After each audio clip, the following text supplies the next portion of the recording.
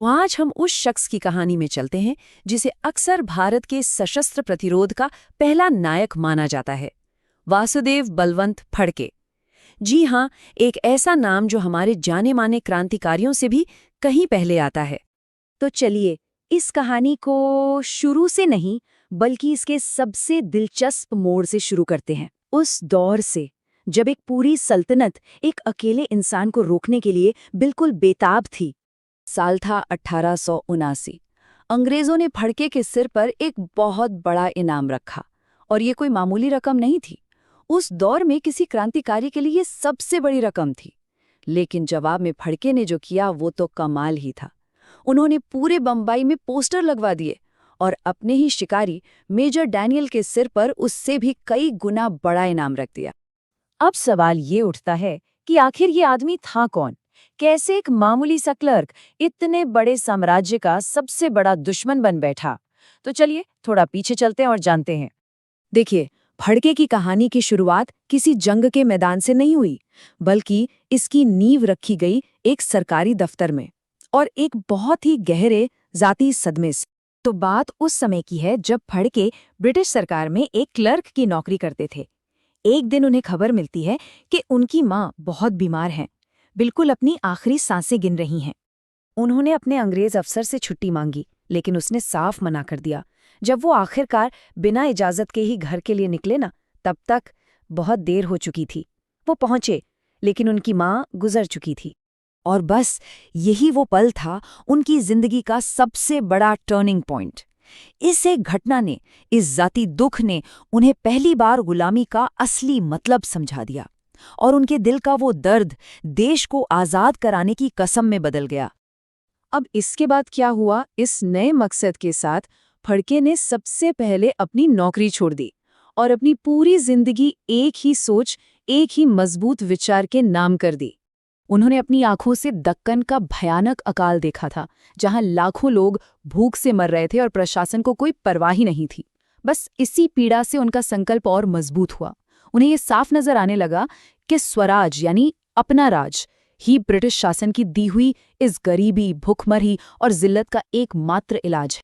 तो इसके लिए उन्होंने एक फौज बनानी शुरू की, पर यह फौज आम नहीं थी। इसमें वो लोग थे जिन्हें समाज ने, सिस्टम ने भुला दिया था, जैसे रामोशी और भील समुदाय के लोग।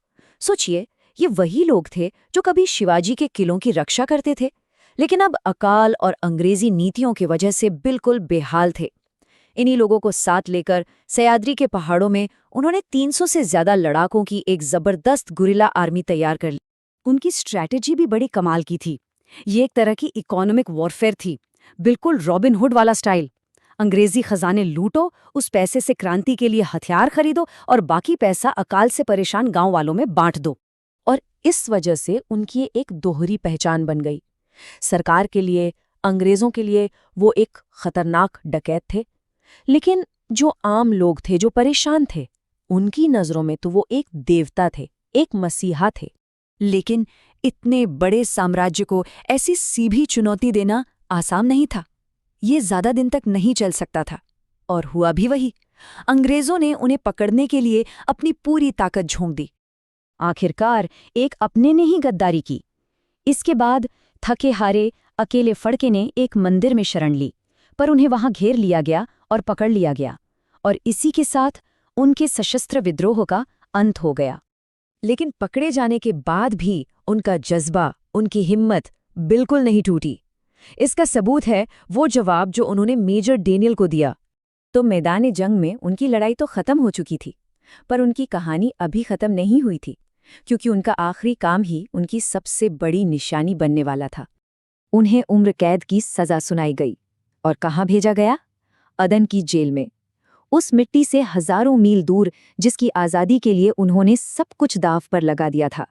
वहां उन्होंने जेल से भागने की एक नाकाम कोशिश भी की, जिसके बाद उन पर जुल्म और बढ़ गए। धीरे धीरे उनकी सेहत गिरती चली गई और महज 37 साल की उम्र में उन्होंने जेल में ही अपना दम तोड़ दिया। जब उनका निधन हुआ तो उनके हाथ में एक कस कर बंधी हुई मुट्ठी में एक छोटी सी पोटली मिली। और जानते हैं उसमें क्या था? उनकी मातृभूमि भारत की पवित्र मिट्टी। ये इस बात का सबूत है कि वो आखिरी सांस तक अपनी जमीन का एक टुकड़ा अपने पास रखे हुए थे। तो फड़के की लौ तो शायद बुझ गई, लेकिन उन्होंने जो चिंगारी लगाई थी उसने आगे चलकर कितनी आग जलाई। भगत सिंह और सुभाष चंद्र बोस जैसे महान नायकों से कई दशक पहले वासुदेव बलवंत फड़के ने सशस्त्र क्रांति का वो रास्ता बनाया था जिसने एक ऐसी विरासत छोड़ी जो धीरे धीरे सुलगती रही और आगे चलकर आज़ादी की एक पूरी ज्वाला बन गई।